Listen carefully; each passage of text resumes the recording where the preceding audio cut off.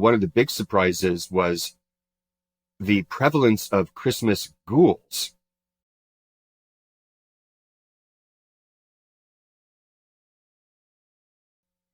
Like, when Dickens writes A Christmas Carol and Ebenezer Scrooge is visited by three ghosts, that's not an isolated incident. He was actually drawing from a very long tradition of ghost stories around Christmas time.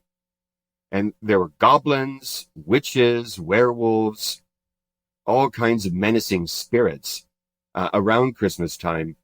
And I think they were there to, in a sense, make the brightness of the holiday even brighter. The weather outside is frightful, but the fire is so delightful. Christmas coziness, in a sense, needs to have an enemy, right? It has to have frightful weather or frightful ghouls in order to ramp up that warm, fuzzy feeling you're feeling inside. I never really noticed that, but now that you mention it, it's like, oh yeah, the weather. Like there are things that are associated with scariness in there, isn't there? Krampus is the big one that I've always heard of. Are there other ones like Krampus? There are indeed. Different countries or different regions had different boogeymen. Krampus is one. There's a devil in the Czech Republic called Chert, who's similar to Krampus. There is a child-eating scarecrow in parts of France called Hans Trap. Yeah, there are all kinds of weird boogeymen. Was that there from the beginning too, or is that something that kind of evolved over time? Some of these ghouls could have been pre-Christian superstitions that were then put to use for the Christmas story. When would you kind of looking at it, when would you say commercialization hit? Early 20th century. Vendors realized, oh, we're giving gifts now? We'll buy our stuff in order to give gifts. And another big influence for commercialization was Coca-Cola.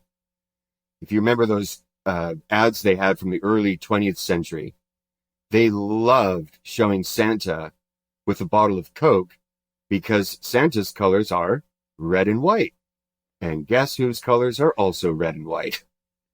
Do you feel like, did the commercialization change people's attitudes? Have we moved away from the fundamental thing that this was supposed to be? Oh, there's always that danger. And what's interesting is that this is not a new worry. As soon as things got more commercialized in the early 20th century, you already had like editorials worrying that the season was getting too commercial.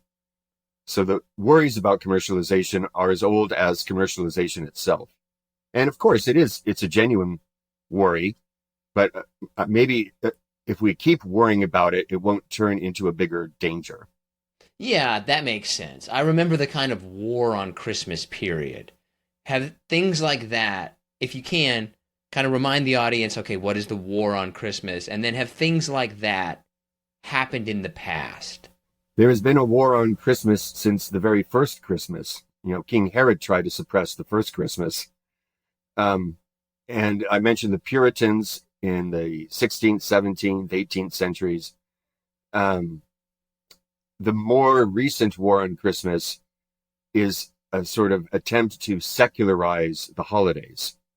So the war took the shape of, you shouldn't say Merry Christmas, you should say Happy Holidays, and you shouldn't have public displays of, the nativity, that sort of thing.